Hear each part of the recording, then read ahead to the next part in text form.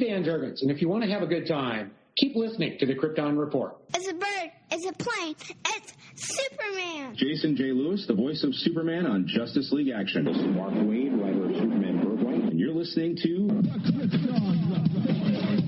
the All Things Kryptonian podcast, including Superman and Supergirl. We discuss games, movies, cartoons, TV shows, and comics. Find us on Facebook, Instagram, YouTube, and Twitter. Welcome to the Krypton Report. I'm your host, Tyler, the Superman of Blue, and with me, as always, that man from the other part of Ohio, where the weather always sucks, Mr. James Cole, Superman of Red. Welcome. It does suck. It's cold this morning. Yeah. For anyone who doesn't know, all of a sudden it went from 80 degrees to 50 degrees for a couple of days, and the 90 degrees. I don't know if it got that warm a little bit south of me here, but up here by the lake, it was 90 degrees. It's 64 right now in May. Which is still, it's average, nice. But it's nice and I like it, but at the same time, it's May. Like this puts me like in that fall's coming mindset. I love fall, but it's spring weather, but still it's spring and fall weather. But it's like not when it goes from real hot to when it drops 40 degrees, it gets pretty cold. Your body goes into shock. Like, what are you doing to me? Just drasticness. All right, but we have a lot to talk about. Had some interesting news things happen, so we're going to get into it. We're going to kick off with some TV news. So the CW officially announced that Naomi has been ordered a series. Okay, we kind of thought that, but I guess it's official. And just like my prediction was, Painkiller will not be happening. The spin-off series from Black Lightning is not being picked up, which kind of bums me out in the sense of the little bits they put in the final season of Black Lightning of Painkiller was good, but they did a whole episode basically as a backdoor kind of pilot introduction, which was okay because it worked. It wasn't as forced as, say, it was kind of forced, but anyways, I just hate when you have the last season of a show like Arrow and they take one of those episodes to do a backdoor pilot that doesn't go anywhere. Yeah, it's sad. I haven't seen the Painkiller one yet, so I really don't have any. I don't have an opinion on the episode or how it would. I wasn't particularly excited about the series. I would have checked it out, but same here. I just hate that they waste an episode of Black Lightning. Absolutely. To do this Painkiller backdoor pilot in a show's last season. Yeah. Same thing with Green Arrow and the Black Canaries. It was a good episode and could have told an interesting story afterwards. Still hoping they used time travel to wrap that one up, maybe. Like in a Legends Legends episode, just to kind of, that's a thread left hanging from the series, although it's probably not the only one, but it's probably the most significant one. Yeah. I would say so. It was weird, and I can't remember all of it, but there's a couple things that didn't quite line up, but we won't go down there, because right now, it doesn't matter. Superman and Lois, the final of Season 1, will air August 17th, and then the next week, Supergirl premieres. So we had that information, which is nice. I'm hoping we don't have any breaks from now until then. So it should be a good, just straight summer with Superman, which will be neat, Like I was telling you guys before, is like when we started this show, we were going to do it on Krypton and Supergirl, and we did, and then we lost Krypton. Then we picked up Superman and Lois. Now we're about to lose Supergirl, but then we're also going to get My Adventures with Superman. So, all right, we just keep chugging along. And we learned that Superman and Lois Season 2, which was weird because I thought they had announced season 2, but then when I heard it was speculation. But we know that we are getting a season 2, and it'll premiere early 2022. I was going to say, didn't they announce that it was picked up for season 2 after like the pilot aired? That's what I thought, but then I saw some people said it was picked up for more episodes. Season 2 wasn't guaranteed. The one site had speculated. Yeah, no, we knew it went from 12 or 13 episodes to 15 episodes, but then they did announce season 2, so I'm not sure saying it was a speculation. That was the announcement. That's what I thought, but it's hard so much straight. We also got, this is cool. So November, The Flash Season 8 will premiere in November with a 5-episode arc that will have other heroes and be very crossover-like. So that's cool. You know, that's going to be kind of, I think, like my guess is that's where they'll discover the new multiverse. That's where we're going to kind of get into the show's interconnected stuff. Right now, I think it feels more like everything's off on its own. And that's when we're going to get more of the connection of the universe as things kind of roll back into place. Yeah, I mean, that's pretty cool. Just, it'll be interesting to see if he's going to be on, like, who's going to be around for those crossovers and what it means going forward. Yeah. Well, I mean, so one big talk is we know that Black Lightning just ended, and I'll comment a little bit on that in a second, but Chris Williams has talked about reprising his role as Jefferson Pierce and appearing on The Flash or doing something with The Flash. So that could feed into that right there. Absolutely. That would be great. Because, I mean, I loved their interaction in the crossover. That was one of the highlights for me. So The Flash this past week kind of had like what felt like its mid-season finale, which was interesting because it felt like it had a arc closed, which is weird because I think it was like, episode 12? And the first few episodes of this season was capping off the last season. And then I felt like they just ended an arc. So the next arc is where we're going to end up getting Impulse and Godspeed and stuff.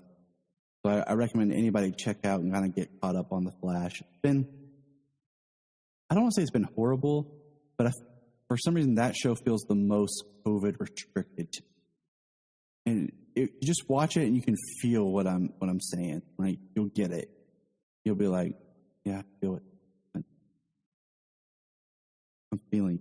The last big thing here on regular TV is Black Lightning has ended. After 4 years, it is the second Arrowverse show to end. And I'm not going to do any spoilers because I know James isn't caught up. But what I do want to say is the ending of the series did not feel like the series ended. It felt like a season finale. It leaves some threads open. And it was just really weird for me because it just, you had the time and you knew you were ending the series. And I mean, it's a point where you can end a series, but at the same time, like, it was just really weird. It left it open. It didn't feel like a good series closer to me. And it almost felt like it was rushed because there was a plot thread that appeared in it that we didn't even know was a plot thread that was taken care of rather quickly in the episode, that I felt like it gave me more of a feeling that it was cut short. Like they thought they had more episodes or more time. It didn't give me the feeling that they knew that this was the end. So it was a little shocking that way for me because something gets revealed that I could have seen being a bigger deal, but it kind of gets just dealt with and brushed over quickly. And had they not wasted an episode on the painkiller backdoor pilot, they probably could have flushed some things out better in the end. But I enjoyed Black Lightning. The biggest disappointment that I have with the series post-Crisis is that we never got Diggle on the show to solidify him as, like, you know, the Jon Stewart now thing, and Lynn as his sister, Lynn Stewart. That's what I was hoping for in a post-Crisis universe, but we didn't.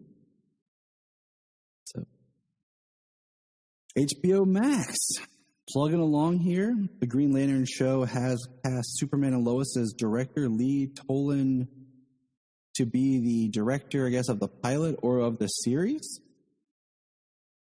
So that's exciting, just because I felt that Superman and Lois was done very well from a directing and production point of view. Oh, 100%.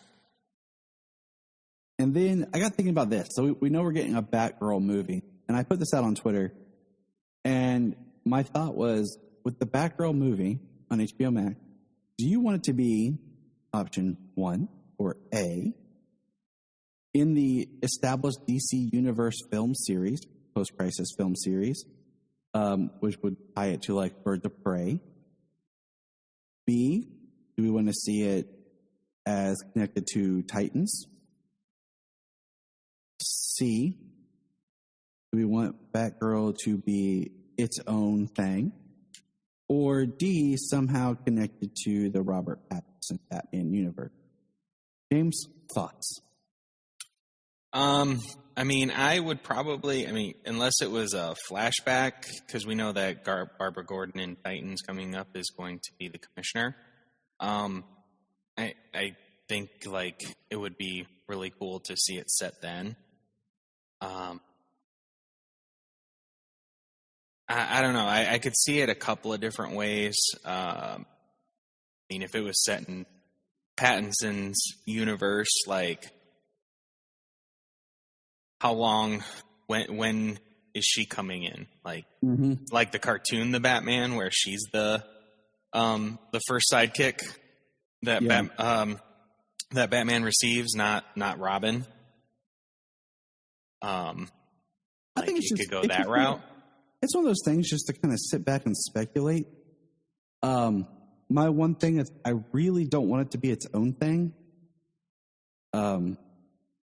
Even if you don't want to tie it in like really tight to something, I personally like the idea of being tied to the films if we ever get anything more, because to me, Batgirl is always a big part of the Birds of Prey. And maybe it's a way that they could bring back Huntress and Black Canary.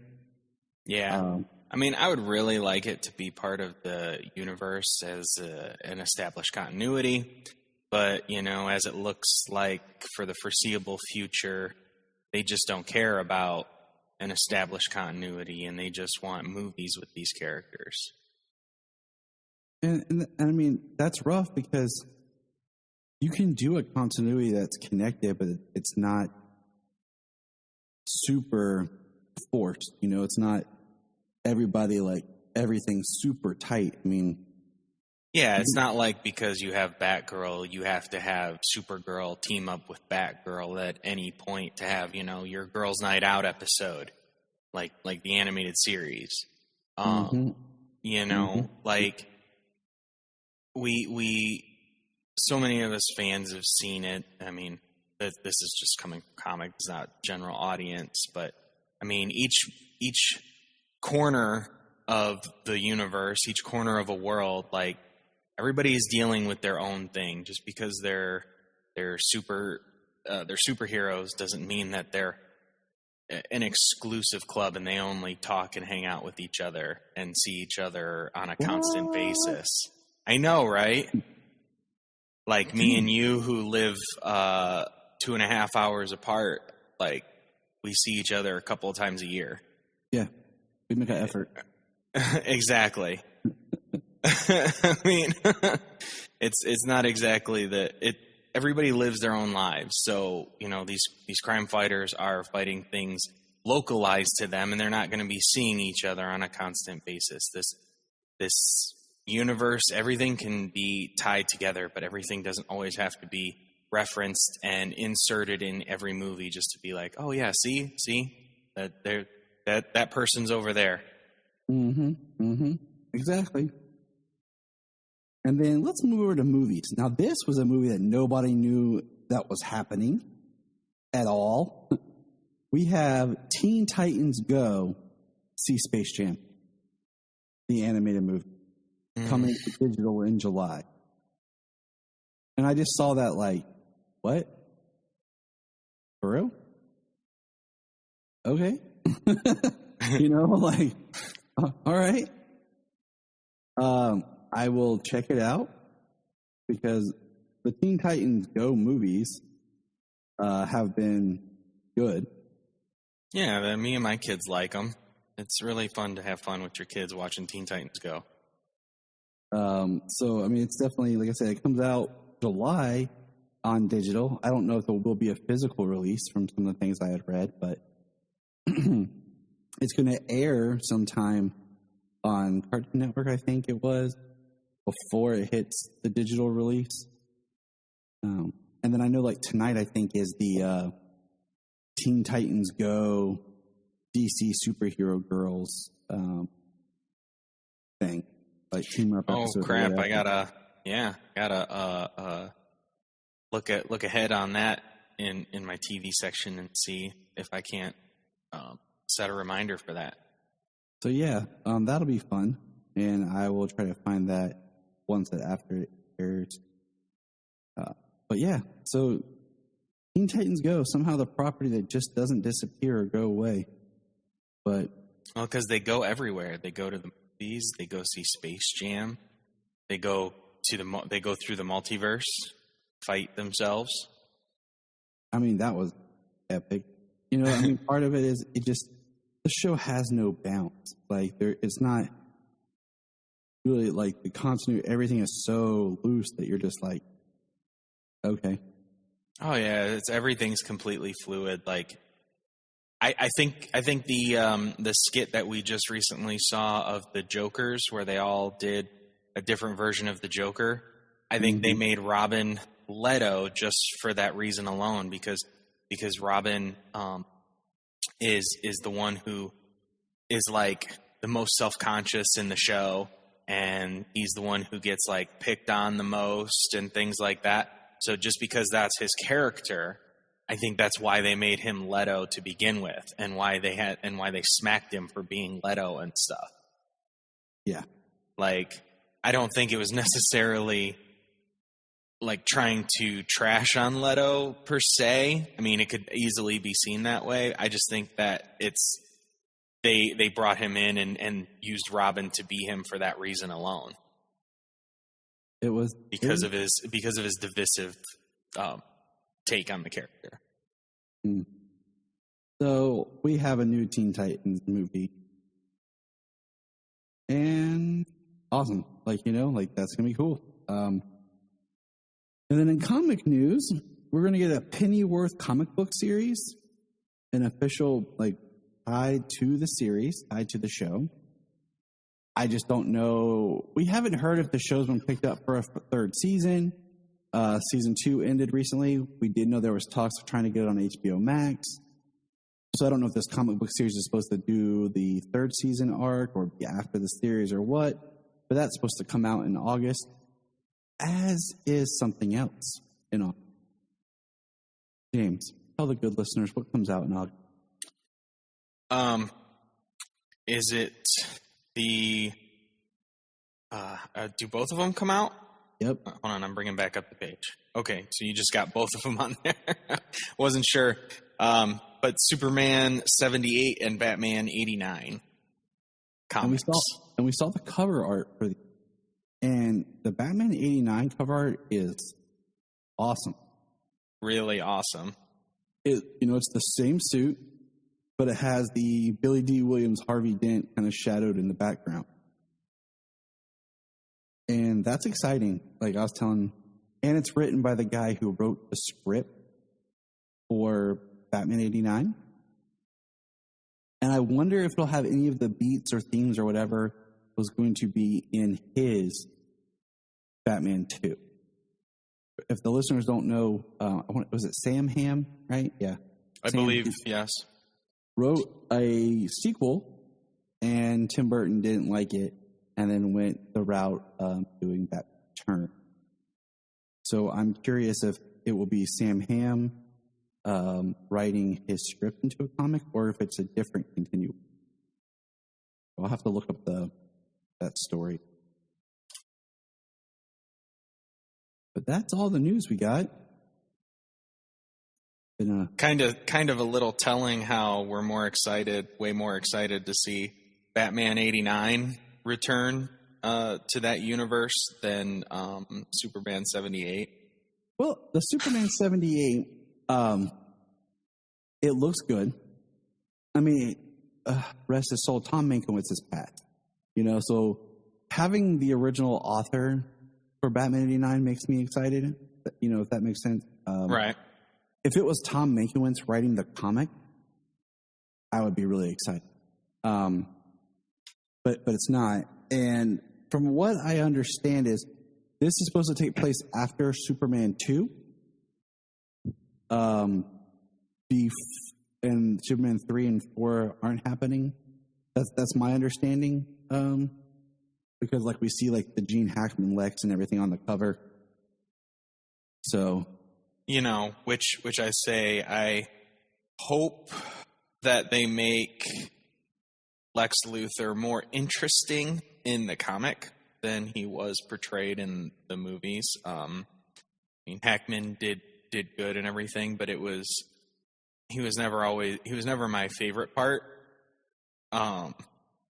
I enjoy Hackman for Hackman, but at the time that Lex was not really Hackman's Lex is a very weird, because he's not exactly like the Lex of the comics at the time, just evil scientist, but we haven't transitioned yet into the businessman Lex. Well, that's what I mean. He's not the businessman. I mean, we've seen that. This is actually a chance to get back to the Lex who is the mad scientist, the evil genius kind of a thing. Steer him in that direction as opposed to the billionaire mogul philanthropist that we've come to know. It's a chance to go back to what Lex was and, get away from what Hackman did. I mean, pretty much 3 movies in a row with his version, quote unquote, of the character it was all about land and real estate. What kind, I don't know. That's, yeah, I mean, that's, doesn't seem like too much of an evil plan, kind of, except for when he was trying to destroy part of the world, kill millions of people, so that way land became more valuable. That was evil, of course. But, I think Lex can be quite a bit more ingenious than that, than the way they portrayed him 3 times in a row. Yeah. So that is going to be. It's gonna be. I mean, I'm getting the book. Don't get me wrong. We'll absolutely. We'll be talking about it. I'm hoping that they do more. We're gonna get to see these characters we never got to see in this universe. Batman 89, be able to see comic book characters in the Tim Burton universe, and kind of the same thing here. We're going to get to see more characters, comic book characters we never would have gotten to see in live action against, Christopher Reeve's Superman, a Metallo, a Mongol. I mean, we may get to see things like that. And, what's a Tim Burton Mr. Freeze going to look like, or a Tim Burton Bane or something? We had some of these characters in Batman 66, and that was really cool to see a translation of those characters into that universe where we never would have gotten to see them. And I've been saying it for a long time, since 66 came out and everything. They should really do these comic books, these universe expanding comic books. Take it back to Batman 89, Superman 78. So I'd like to go back. It would have a nostalgia thing to it that it would bring people over to check them out. Do the George, the Adventures of Superman TV series. Continue that off in a book or maybe even a graphic novel. If you don't want to do multiple stories, would be fun and exciting because they did the Wonder Woman 77, didn't they? Yeah, they had a Linda Carter. They had Batman 66 meets the Green Hornet. They had Batman 66 meets Wonder Woman 77. We were hoping they would bring Superman 78 in just to kind of like group those three together back then. See, but I always think of Superman 78 being with the Michael Bat. Because I always feel like the George Reeve is like the Superman that would fall in with Adam West. Ah, right. And then Superman up with, but Linda Carter can go across both, right? Yep. she can transcend. So you could have Linda Carter, Michael Keaton, and Chris. And you do that. You might as well just throw in, what's his face? I'm drawing a blank all of a sudden. Holy crap, I'm drawing a blank. I'm not sure where you're going, otherwise I'd help. Oh, there we go. Okay. My mind went, but yeah, throw in John Wesley Shipp, Right, with Batman 89. Heck yeah. So, Flash 90 would be a cool comic book, but what would be awesome in Superman 78 is if they officially had a pairing of Superman and Supergirl, Helen Slater, that would be pretty sweet. That would be a very welcome arc down the road or addition somewhere in that run. Speaking of comics, what came out this week, James? Action 1031 and Batman Superman 18. So I say we jump into Action 1031. Yes, you haven't got to read the other one yet. I have not. It's literally the next one on my pile. I just didn't get to it. Let's dig in. Superman Action Comics 1031. It's got an awesome cover. Did you get the regular cover or the variant cover? I got the regular cover. I like how when I open it up, there's Batwoman. And I like how the last page is one side is Superman and Lois, the other side is Blacklight. Yeah. At least they're really promoting their stuff still. They should. Yeah. Well, on the inside of on the inside of a ton of these covers, you flip it open and the first thing you see is Zack Snyder's Justice League. Big old black and white, just that whole poster right there. They should, because that's promoting their medium. It's so weird now. Okay, I'm just going to go on sideways. You read old comics, how you see advertisements for other things like video games or candy or whatever. And then now in comics, it's just advertisement for other comics, other series, or like I said, the other properties in the different medium, like shows. So it's interesting like that. Well, absolutely. Nowadays there's so many avenues for all this media. There's advertisements for new comics coming out, and then there are different lines too. They're novels, they're graphic novels, they're young adult graphic novels, those types of things. All their trade collections, and like Earth One coming out and Deceased, and heck yeah, they've got and their TV and movies. They've got so many avenues now. They absolutely have to. They're not paying to advertise in their own material. Exactly. It makes me wonder why they don't flip it. And during a commercial break or something, or have some sort of when you're watching the show, come up at how used to say you're watching a sport, a football game or something on Fox, and at the bottom they'd be they would show a preview for Family Guy or The Simpsons or something coming up after the game or whatever. It would just come across the bottom. Right. it would be cool if it said, like, if you're enjoying this episode of Superman Lois, check your local comic shop, and it would, like, maybe be a graphic novel, like it would reference, or the next issue, you know? So if someone's at home watching, they get some sort of tie into the comic, and it's leading them in a certain way. So they don't just like, man, I want to read a Superman comic, but I don't know what to read. It could be like, they referenced, you know, Superman Birthright. I'm going to go check out Superman Birthright. Right. Absolutely. I just think, you know, having a way to, like, the comics are there, but finding a way to promote the comics and get people to read again. You know, even if they advertise the idea that digital comics are a thing, you know, people don't know that. You just download the app and you can purchase your comics and just read them on the go. Why not do it like some sort of, like, you know, advertisement trailer for DC Infinite or whatever? Yeah, DC Universe Infinite. That would be sweet. Or, you know what, when it's why not when you go to, like, you know, on HBO Max, when you go to play movies, it'll show you like a trailer of other HBO original stuff sometimes.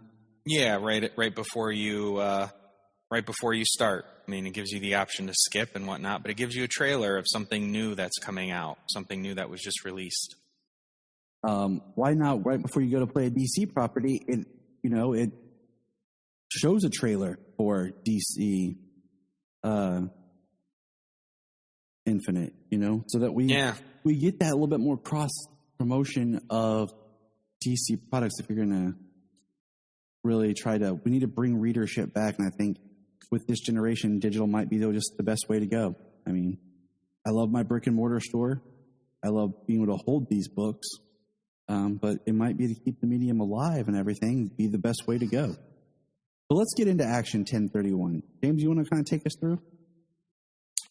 So we open Action 1031 where we left off, Superman, right where we left off, so that's nice. No gap in the story here. Superman has opened up the hull of this War World ship, and there are some people who were saying a Kryptonian prayer, or referencing a Kryptonian prayer of some sort. Superman takes out all of these, I believe he calls them Warzoons. They're like attack ships. That's how I said it. Yeah. They were chasing down and like shooting down this. I don't even know what you would call it, like a prison transport ship. And while Superman's taking them down, John is trying to save the ship from crashing, and the ship starts falling apart like piece by piece. And Superman, which is kind of cool to see, you know, because we always see Superman holding something, and just from his little point of pressure on the ship or the plane or what have you, things always hold together. Mm-hmm. Which you know, structurally speaking, we know is not the case. Doesn't take a master's in engineering to know that's not the case. But we just hope that it's Superman's amazement, you know? Right. His biology. Yeah, exactly. It made more sense back in the day when they would talk about Superboy Connor's abilities with his tactile telekinesis, you know? When he touches it, like he's like physically holding it together through an extra ability. But the ship's going down, and Superman saves the Kryptonians out from inside of it, and it splashes down. Turns out that they have the L sigil branded into their hands, into the palm of their hands. He takes them to the fortress, get them some medical care. It's pretty bad too. Says Kellex is doing everything that can be done, but it's no exaggeration to say that they're falling apart, and not from anything that happened to them today. Parasites, black lung, extreme malnourishment, inflammation of every kind, everywhere. stress fractures everywhere, wounds that never healed properly, illnesses that were never treated. These people have endured unspeakable conditions. It's crazy. It's heartbreaking. I do like the Supergirls here. Like, just kind of bringing her into the family fold here. I like that she's there. I like the operation of where the super family is kind of operating as like a team, like a family. Superman, Supergirl, Superboy, John, and not just them always on their own. Oh, absolutely. We definitely need to see more in and out. Like Flash has the Speed Lab at the Flash Museum, and all of the speedsters kind of operate out of there. Like, we have the Fortress of Solitude, and it's expanded so much over the years. It should be like a home away from home, a base of operations for our Kryptonian family. Yes, it should. So we go to the bottom of the ocean where Atlantis is scavenging. Now I don't want. That's not really the right word. Inspecting, analyzing. Trying to figure out what happened, what's going on. Yeah, being underwater detectives. Right. They've laid claim to the wreckage, and they find a power supply, which they say most closely resembles is source. I'm guessing like source energy, source wall, or something. Maybe that is what I thought of when they said that. I thought of the source wall. Yeah, a fragment of the source wall or something. Because we know that it got broke, and we know that at the end of Death Metal, into Infinite Frontier, that the source wall has been destroyed. We're not. It would be It would be weird if they never referenced it and said like the source wall was just completely vaporized and there was nothing left existing of the source wall. That would be odd. Yes, it would. Right.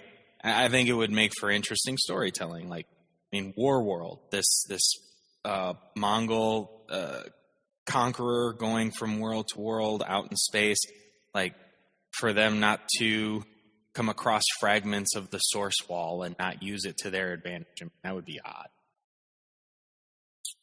So, the Atlanteans have people in cells. All of these are like Mongols warriors. They were chasing after the wreckage. I think some of these people were from when Superman took down their ships. That's and and they've been captured. What's really interesting is, the chains are wrapped around everybody's arms. We saw it last issue where the chains were a right. You had to earn you had to earn your chains to be under Mongol. And all of these characters, all these guys have chains on their hands, and they're speaking in an alien language we can't understand. They actually, which is interesting, they type out the whole language, but no translation whatsoever. Superman's asking to remove the chains, and this one guy, Goro-looking dude without forearms. Yes. He's like if Goro and Mongol had a baby. Right. He punches Superman and like literally shatters his hand. And then he headbutts Superman and shatters his skull. It's so weird. That's brutal though. Superman said he's not going to fight them. Like, he knows that there's nothing here. They can't do anything. And this is just more proof, these characters are so devout in their belief of following Mongol that this guy like mutilated himself and probably, is going to die from his injuries from headbutting Superman. But he's like basically trying to headbutt. I mean, might as well headbutt a boulder, right? Yeah. So that was actually kind of graphic, seeing that in a Superman comic. I didn't expect that. It was interesting. Mm-hmm. He's just like smiling and like has his hand up, and we leave him, and we're just like, okay, what happened to him? Yeah. We go back to Kandor. They've possibly projected themselves into Kandor. I believe that's what they were doing. That's what we saw before. So they're inside of Kandor. Everybody, Crypto, John, Lois, and Kara, and they're discussing the people who maybe are Kryptonian. We don't know. They say that their cells aren't reacting the same. They talk about the person that they were like praying to, and is like a scientist, not a deity. So we do know that at some point during Kryptonians' history that science was all. We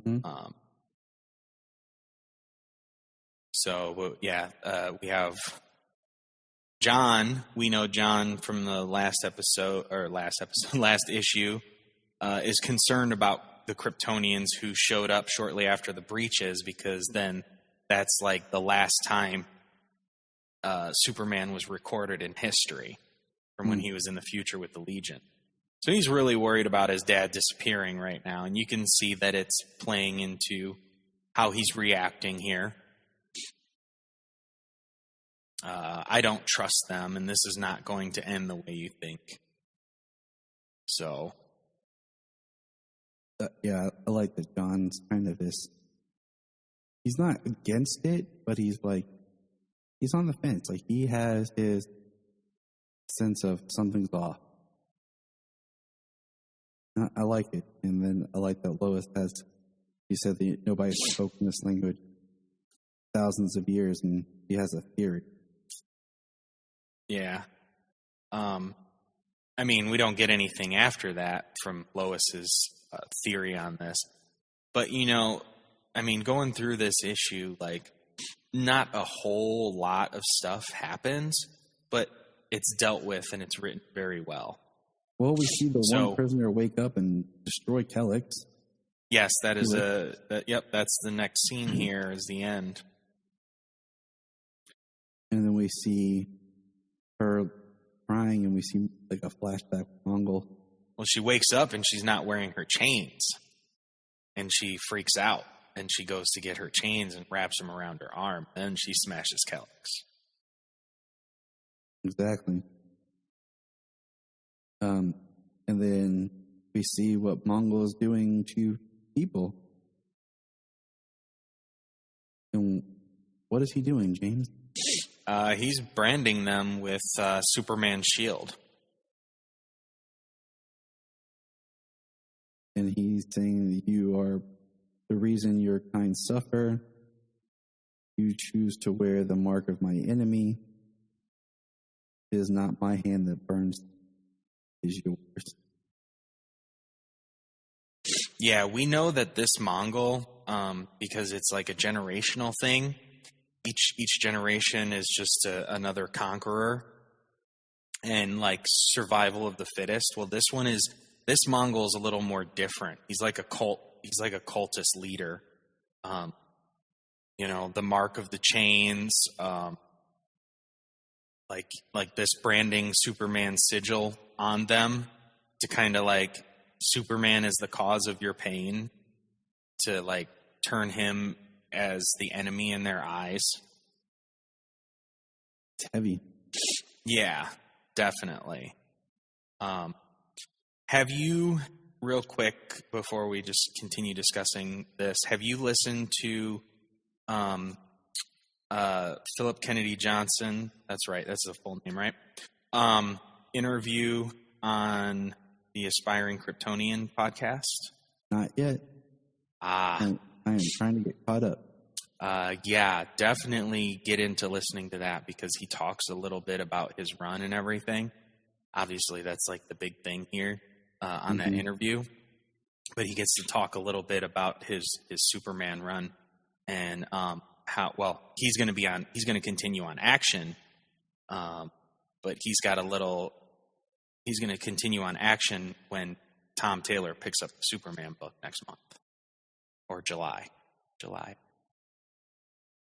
almost next month. Today's the last day of May anyways. Yeah. I had to think for a second. You said that. I was like, wait.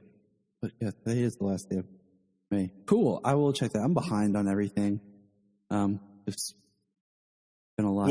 Right. Well, with it getting nice outside, we've had some work to do outside at work and just throw in my earbuds, get to listen to some podcasts. So that's the yeah. That's the one thing I miss about this one job I had when I worked. I did a lot of driving and traveling, and man, I just ate podcasts up. Back in the day, there was this great podcast, and we'll just kind of I'll say this, and then we'll move on. But their whole thing was these 2 to 3 guys got every DC book every week, and they just went through it and talked about and summarized every DC book. And it was a great way at the time to catch up on stuff or stay up to date on titles that you may not be reading, buying yourself, right? Mm-hmm. So it was a great podcast, and I miss it. I know there's a podcast out there that does that for both Marvel and DC, and I'm like, dude, how can you do that? They talk for hours, man, 6, 7, 8 hours about books. That's a lot of money. That's a lot of reading. That's a lot of recording. I mean, if DC wanted, if it's your job, if it was my job and I was getting paid for it, I'd be doing it. Yeah, I mean, if DC wanted to do it for them, yeah, I would do it. But yeah, I just I don't have the money to keep up as much as I would love to. I mean, I'm pushing it with the books I'm buying as it is. I want to support the current books, Me and I were talking about this yesterday, just about how you can get caught up in stories, books. I was looking at some Swamp Thing stuff yesterday. He wants to read some Swamp Thing, and she found the new Infinite Frontier limited run Swamp Thing. She was looking at. The new Ram V Swamp Thing. I want to read that. I haven't read any yet. So she bought the first issue, and then I bought her Scott Snyder's Swamp Thing. Ooh, nice. His new 52. Mm-hmm. That's actually saved on my list. I want to get into that as soon as I finish up with my Earth 2 stuff. So that's where we're at, peeps. So stick around. We're going to take a quick commercial break. You're like, what the heck is that, Tyler? But just enjoy the quick commercial announcement of an upcoming event. Hey, if you like to shop on Amazon like most everybody, you can help Southgate Media Group out by going to southgatemediagroup.com and look at the top. There's an Amazon link. You can click that, log into your account, and a portion of everything you buy will help Southgate Media.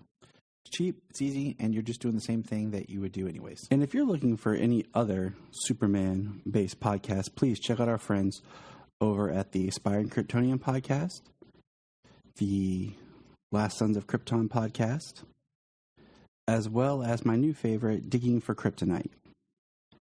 Check those out and enjoy all the super fun content. Hello there, super friends. I'm Kelly Gettner of Phoenix Sisters Cosplay and Back Issue Breakfast Club on the Back of the Cereal Box Network. Or you might just know me because you're interested in the Virtual Super Friend Celebration. If you don't know what the Virtual Super Friend Celebration is, I'm here to tell you about it. This is a perfectly free virtual convention that's coming up Friday, June 11th through Sunday, June 13th. This will be hosted on Phoenix Sisters Cosplay, our YouTube, and our Facebook. So links down here. And this convention, it's completely free for you to participate in. You can log in and watch the live streams, or you can watch the reruns if you don't have the time to watch the live streams. If you watch live streams, there is an audience participation aspect. This con is also a charity, and we are supporting the Actors Fund. And the reason we chose this charity is because the Actors Fund benefits, we're not talking about the blockbuster actors that are bringing in millions of dollars or billions of dollars per film. We are talking about people in the entertainment industry who were hit hard by this last year, or who were hit hard by other hard times. The Actors Fund is there for them, because raising money for a good cause, and you're getting a whole weekend's worth of entertainment, all from the comfort of your living room. So what more could you ask for, really? And welcome back. So now is the time of the podcast where we're going to talk about Superman and Lois. Yay! The show that I look forward to every week. The kids look forward to every week. And this episode, holy cow. Yeah, I'm actually really excited we get to talk about it today, because just tomorrow we get to see a brand new episode due to technical difficulties and around my home here. Tree ripped a line off of my house, and I've been without internet, so we haven't been able to record. Yep, that was like Ohio weather. So what's funny is this episode, Superman, episode 7, entitled Man of Steel. James, I'm pretty sure this is the third thing or fourth thing that we reviewed called Man of Steel. Well, we've reviewed, if I can speak and put those words together, the movie, of course, Man of Steel. We've had the Supergirl episode, Man of Steel. We did John Byrne's Man of Steel. Exactly. We may have even talked of Bendis's Man of Steel back then. Oh, we did. So that would be another one. Man. So this is like the fifth Man of Steel. I mean, if you run out of Man of Steel things to talk about in a Superman podcast, then you've either been doing it too long, or I don't know what you're doing. Yeah. I was trying to see if, like, I also remember, I looked it up just now. In Supergirl season 4, it was Man of Steel. I was trying to remember, was it the Man of Steel or was it just Man of Steel? And it was just Man of Steel. But yeah, so here's a quick summary of this awesome episode of Superman and Lois. Let me pull up this summary here, and I will read it to you. Clark struggles to help Jordan, who is grappling with a new power. Lois enlists Clark's help, which leads to a surprise encounter. The man known as Captain Luthor has his true identity revealed, as well as the connection to Lois and Superman. Lana chooses subjects for Morgan Eggs' new program, and Jordan tries to deal with super hearing. So, right off the bat, first of all, this episode is directed by David Ramsey, otherwise known as Diggle. John Dig. It's cool to see him working behind the camera more, and I think he did a fabulous job directing. So I just want to throw that out there at the start. It was a very well crafted episode. Little things that I think really pay off. And I do want to say, I didn't put this in my notes because I forgot to, because I'm an idiot, but I like, with what Morgan Edge is doing, we have this parallel story of Jordan,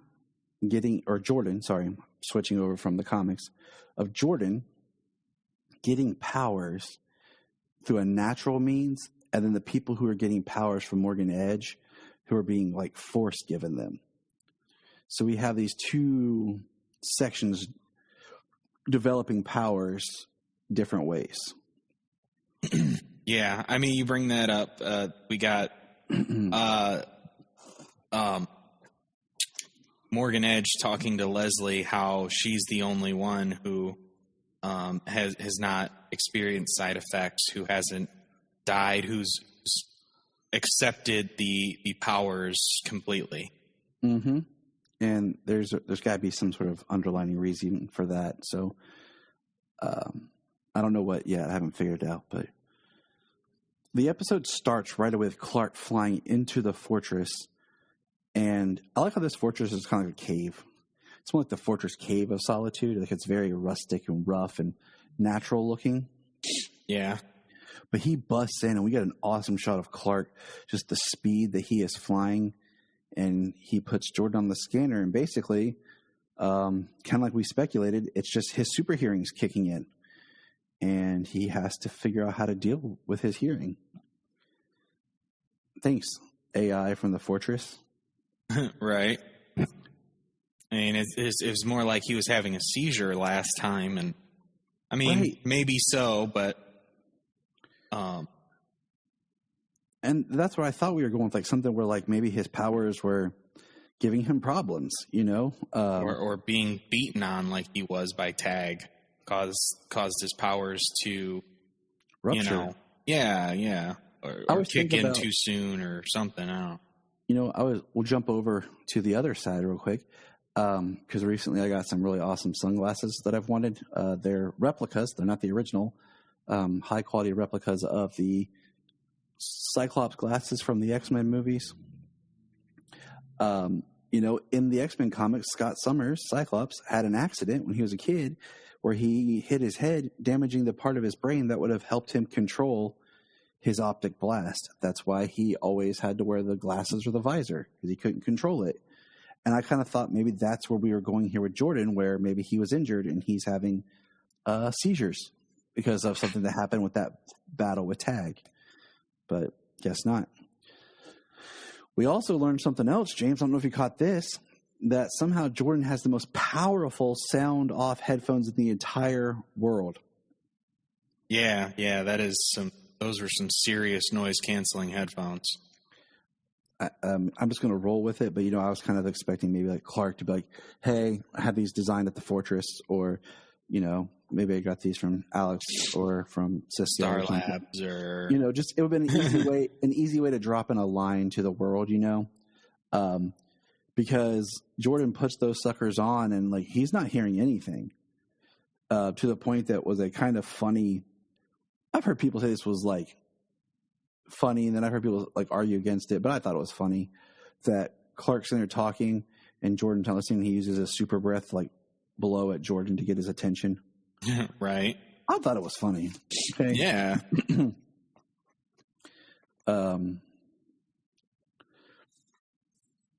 Well, I think it's more like, hey, Jordan, like, I know you can hear me just because you're wearing those. Pay attention. Right. It was, I like I said, if I was a dad, I'd do it too. I'd be like, kids. You know, our next big beat of this episode is we have Lana and Lois talking about powers. And, you know, I'm going to kind of, from here, I'm going to kind of try to, I organize my notes a little bit, trying to stay more in like characters, kind of just discussing characters through instead of just doing like beat by beat. But so I'll kind of keep with the Lana thing here is, so Lois tells her, you know, to look out for anything out of the ordinary. And Lana, you know, she's with Morgan Edge. He wants her to create a leadership program, basically 5 people. And, you know, that's where we're finding out that those are the people he's going to use to try to give powers to, which is interesting because he doesn't give her any kind of parameters. Like, you know, there's no like people who are loyal to the company or like basically people that Morgan Edge would want as like devotees, you know? Yeah. Because the interesting one is, you know, Morgan Edge brings up Kyle. And Lana's like, well, Kyle's the fire chief. And I would have looked at Morgan Edge like, okay, what kind of leadership program do you want? Because Kyle's not even your employee, and that's a conflict of interest because he's my husband. Now, if this is something where you're trying to reach outside the community, you know, Kyle would be number 1 on there.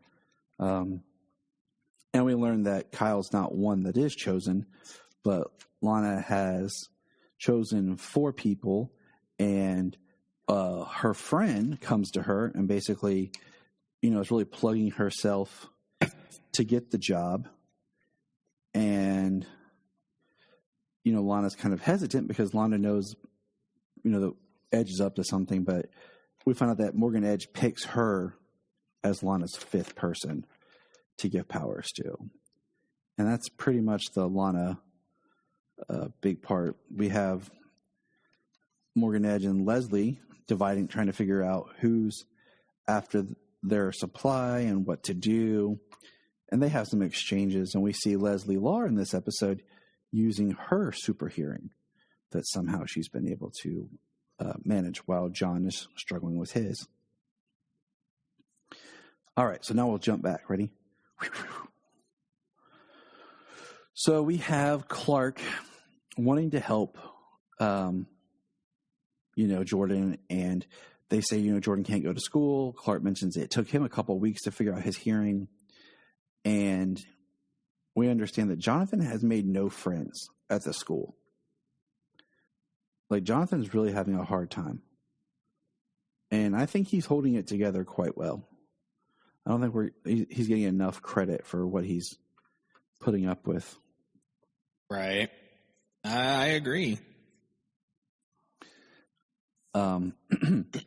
He does a lot.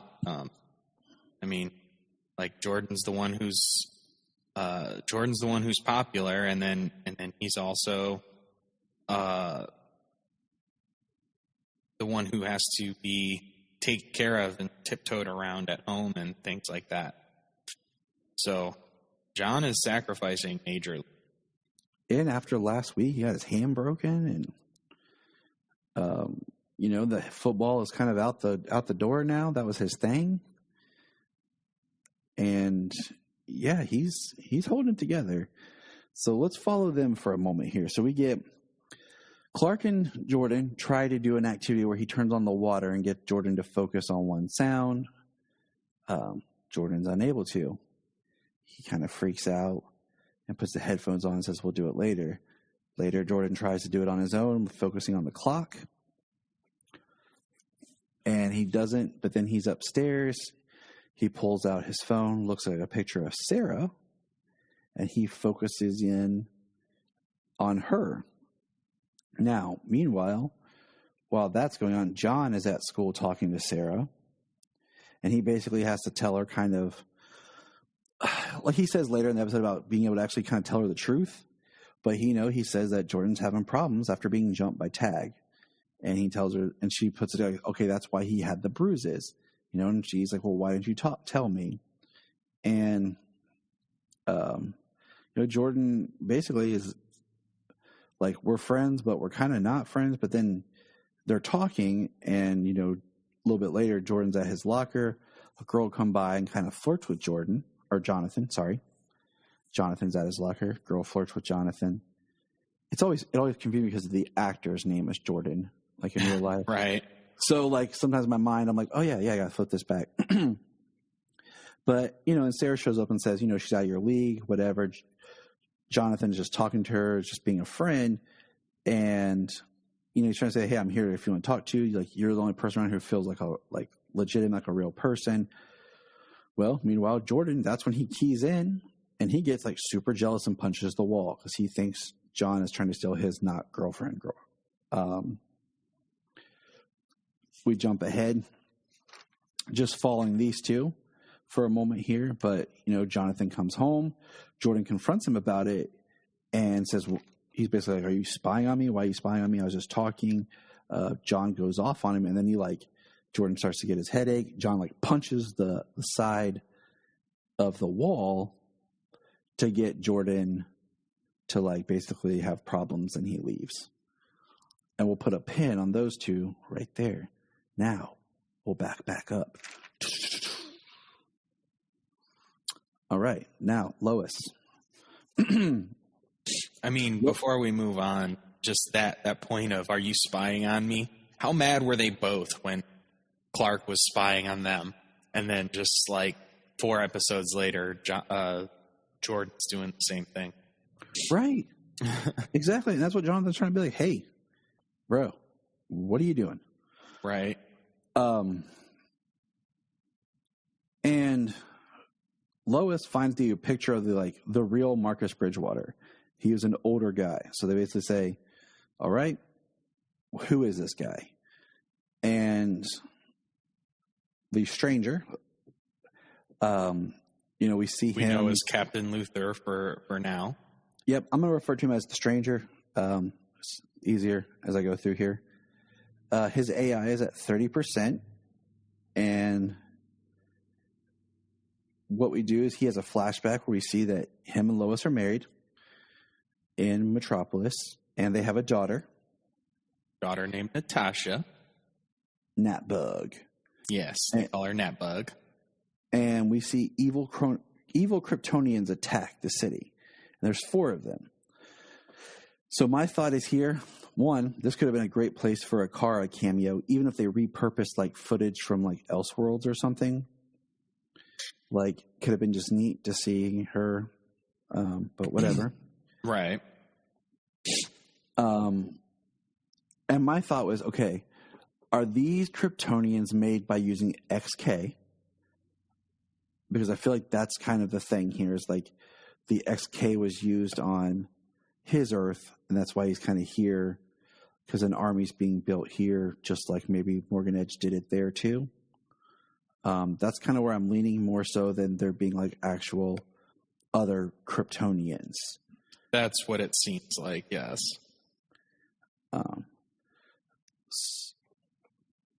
So Lois and the stranger are talking, and he wants to meet her they meet at the diner. So they're having a meeting while they're talking. She's asking him who are you? And he's basically I can't explain who I am. Clark is in the trailer. When Clark sneaks into the trailer, the AI comes on and calls him Captain Luthor. So right there, that tells us that the AI cannot distinguish who it's communicating with. Yes. While Lois and the stranger are talking, the stranger says he wants to speak to Superman. Then Chrissy calls. Edge is on the move. Lois. Jeez, L's and me today. Lois is on the move. She decides to leave, and when they get back in the truck and they're talking, they decide they're going to follow the shipment.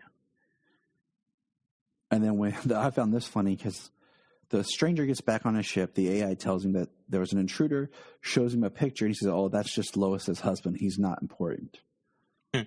Yeah. So that made me chuckle because oh, okay, he doesn't know that Clark Kent is Superman.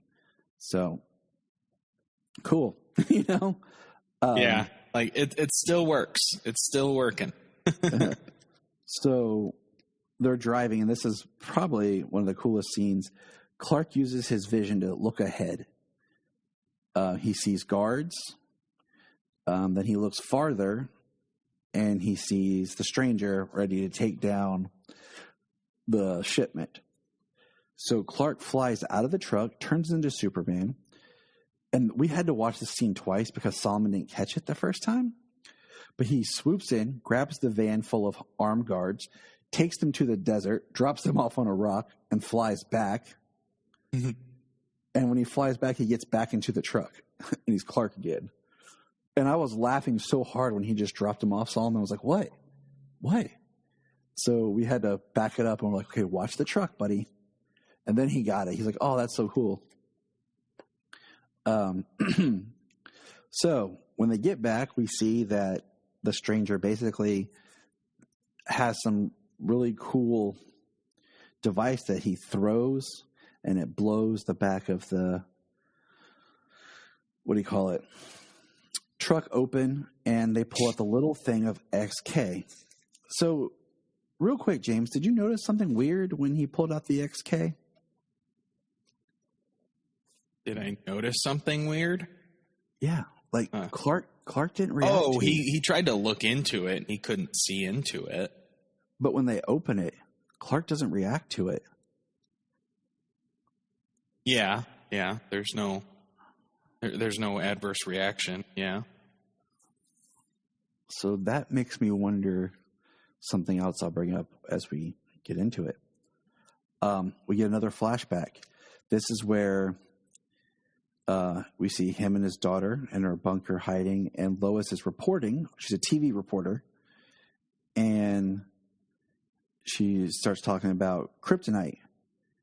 That's their weakness, and that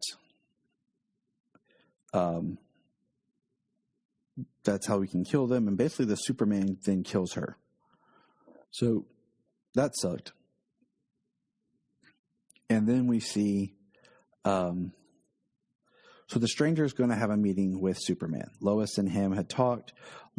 He asked Lois if she trusted Superman. She says yes. It's my life. And he's like, that's what I thought. So the stranger gives Lois the XK. Lois asks Clark to run it to the DOD because it has fingerprints on it and everything. So Lois then is at her office working. And we get a montage with the stranger while he's building something like a glove in his current workshop, working with his RV to install red solar lamps.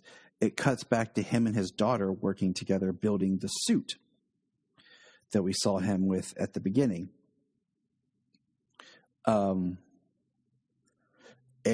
they reference, just to kind of keep in continuity, I'll say that this is a little bit later, but it's a line that I think you had missed. But the last flashback with his daughter states the AI is still set for Lex Luthor. And so that explains that why the AI is calling him Captain Luthor. Yeah, that's I did miss that the first time I watched it. So Superman shows up, and I feel like Superman landed a little too hard. You know, this isn't supposed to be confrontational, but he kind of just comes down like, poof. Lois finds out the stranger's not on the family tree. A lot of intercutting here, but we're kind of doing it, trying to keep it as clean as possible. The DOD reports the prints on this guy is a guy who died 6 years ago. 6 years ago. And what is this guy's name? John Henry Irons. Freaking steal. And I was like, holy crap. It was right there in our face the whole time. It really was. And it was just to throw us off that the AI called him Captain Luthor. Because we weren't sure. So all of a sudden he's standing there and he starts talking to Superman and he speaks in Kryptonian and says, like, you're the problem, Kal-El. And he turns on the solar, RV lights come on. And he says, you're not the Man of Steel. I am the Man of Steel. And like he uses the glove and it pulls the hammer to him. And it's the same prop hammer we saw in Elseworlds and stuff, but whatever. Reusing props. It's all good. And he says the hammer has kinetic energy. That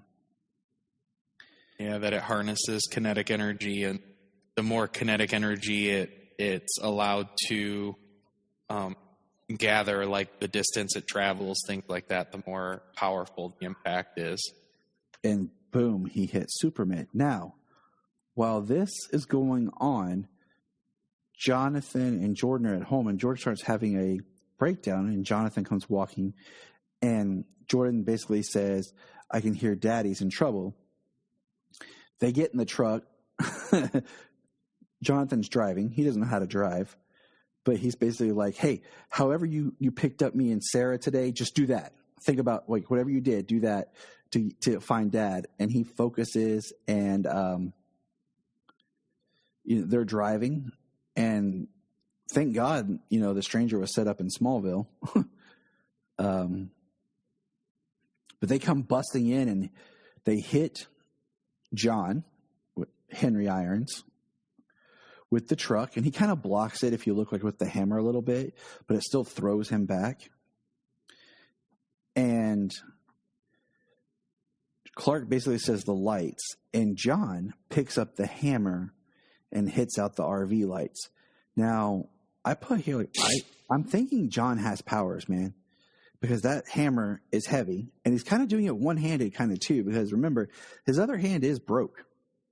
Yeah, because he did kind of grab it with both hands. He couldn't hardly lift it, but when he started dragging it, he was holding onto it with his left hand, his good hand, and he swung it, busted it up. So I'm telling you, like I've been saying, like his powers are coming in slower. Clark gets up now. He's powered. He's angry, red eyes, and it's Lois that shows up and stops him from like killing or just punching John Henry Irons. We see John Henry Irons is put in prison. He's being held by the DOD, and Superman makes the reference that no one talks to him. That I'll be the first one when Sam Lane shows up the next day. Earlier, they said that they had researched the family tree. They had talked to Luthor's biographer and everything. There's no way that this guy could be on the Luthor family tree. There's a quick line about the multiverse that Lois and Clark had shared.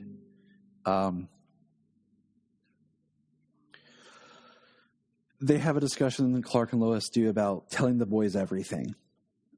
You know, and so they go upstairs to talk to the boys, and John and Jordan basically made up. And they're going over like, oh my gosh, like that was so cool when I drove and like you did this. And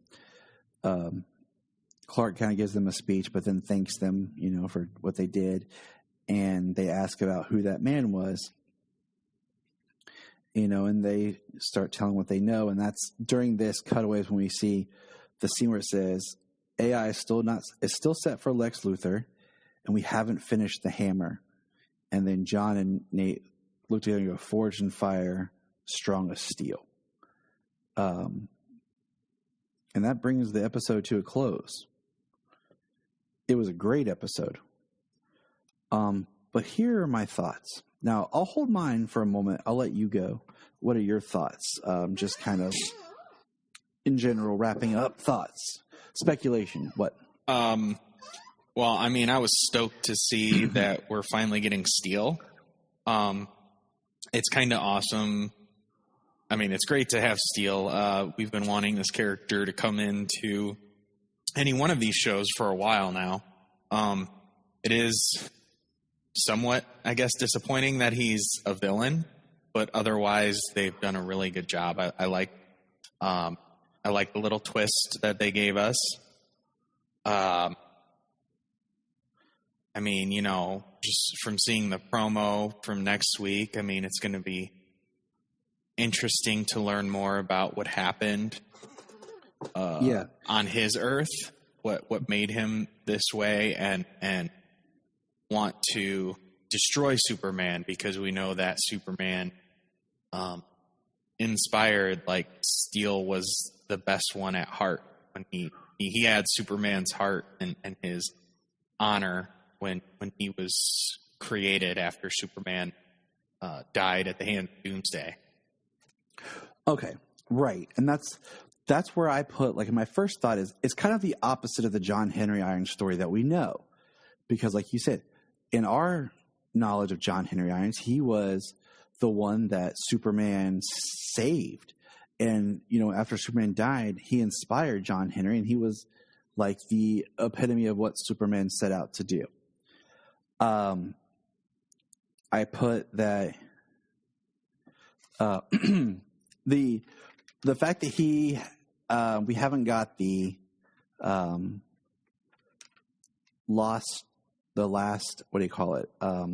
the episode that kind of tells about his story from his planet or his Earth of what all happened is interesting. It's only episode 7. Okay. So I feel like we have enough time to give him that redemption arc that, you know, he'll come back and it'll be like he teams up with Superman to fight the Kryptonians that Luthor has. But what I don't like the Lois marriage. It made more sense when we thought it was Lex from another Earth, because that is something that's happened in the comics. But then I feel like having Clark and, married to Lois and having him Lois, it's always going to kind of be there. So we might not get to see the really Superman and Steel friendship, partnership that we want, because you always have this awkwardness about Lois. Now, I wonder if the XK messes with Superman's mind, because maybe that's why he was more angrier when he fought with John at the end than usual. Because maybe being around XK messed with his mind. I don't know. That's just kind of my thought. And then my last big thought is, okay, do you think this John is pre-crisis or post-crisis? I mean, he said his world is gone and he's on our Earth, not on that Earth. I mean, I would say that he's from pre-crisis. That's what I'm saying. Because one, the John Henry of Earth Prime died. Okay, he was dead basically kind of before Crisis, in a way, I guess. So this John Henry was kind of pulled over. We saw kind of evidence of these double people with memories and stuff on Batwoman and on Supergirl, where some people were like, there was doubles or they were fallouts from Crisis, and they still had their memories of their previous Earth. So we're kind of can work it that way as why he remembers everything that happened on his Earth compared to being realigned with the new timeline of this Earth. And like I said earlier about how I feel like the premiere of next year's Flash or this fall's Flash will be the storyline that brings in the new multiverse. I don't think that this John Henry is from the new multiverse. I kind of was waiting, hoping that maybe we would see like in one of the flashbacks or something with John and his daughter, like when he talks about he's going to fight Superman, we would have saw some red in the sky to just kind of tip us off like, but we'll see if that comes up in a future episode. But, right. But yeah, I mean, like I said, the whole him married to Lois thing, that kind of bothers me just because I feel like it just makes it that much harder to really make him and Superman become friends. Because, how arrogant is he that he just assumes that what happened on his Earth is going to happen on every Earth, that Superman is the same on every Earth? Did he investigate the John Henry Irons of this Earth to learn that he was dead? Don't know. We'll have to wait and see, because it's one of those things like I like that it's Steel. I like where it's kind of going, but at the same time, sorry, go ahead. No, I was going to say at the same time, I want my good Steel. Right. Well, I mean, he is the Steel in most sense of the word. I mean, he's a genius. He's built the suit. They talk about how he's scrubbed every physical visual reference to Marcus, whoever he was pretending to be. Yeah, the original Marcus Bridgewater. Bridgewater, yeah. He scrubbed every physical visual reference to that person. He's a very intelligent, very smart, very capable person. And he's got those magnetic mines that he threw in the air, and it flew against the shipping container and blew it open. Suit, the hammer, yeah, it's pretty awesome. And in the comics, like Natasha is his niece, not his daughter. For it being an Elseworlds or a parallel Earths, John Henry Irons from an Earth where Superman did what he did or whatever happened over there. For him to be married to Lois and that be their kid, I don't know. It doesn't have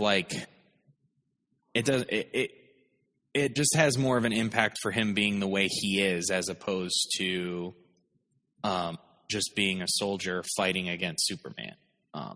The fact that Superman killed his wife there, the fact that Superman and Lois are so close on this Earth. Like, it's just a character choice. Make things a little more personal. I don't think that it doesn't bother me that much. It's a parallel Earth. I mean, it only bothers me by trying to move forward. You know, like, because I want to see Superman and Steel working together. You know, that's why I say like it bothers me. If they hadn't tried to like, if they hadn't really like worked on coming together, it wouldn't really bother me. So, but I mean, gosh, that's just a. Well, he had no intention of coming together. I mean, like he lured him there to kill him. But I'm saying, as far as the story goes, like you're only in episode 7. Like you have to have a redemption arc for him. Like he has to realize that this Superman really is good. You know, he has to come around. He has to, you know, change who he is and realize. So, I mean, he has this arc to fulfill, because, I mean, you can't just make this character this awesome and then just kind of drop him out, you know, and be like, have him die because he's from another Earth. Like, how many other Earth characters lived on Earth Prime in the Flash? Right. You know what I mean? And like I said, we're not even halfway through, you know, the season yet. So. Right. No, I can see that, but I can also see that Lois, being her and having the trust in Superman that she does, could have the impact on him in his redemption arc. You know what I mean? Mm-hmm.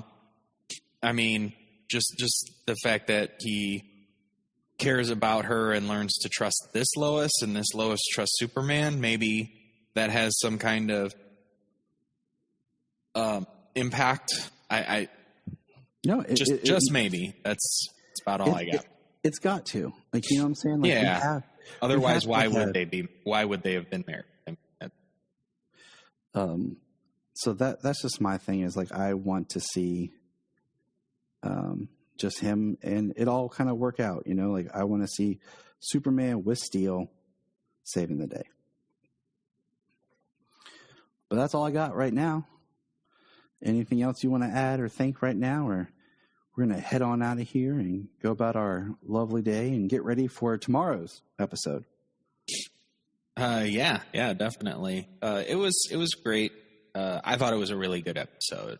I was stoked when I saw who it was, and I sent you a message. It was John Henry Beepin' Irons. It's like, yeah, man, that's awesome. Yeah, as soon as they said that, I jumped, and the kids were like, "What, Dad? What?" And I'm like, "It's Steel." Right. So, yeah, it's awesome. So, looking forward. The show is great. Always, it has been every episode. And I'm looking forward to more. Can't wait for tomorrow. Look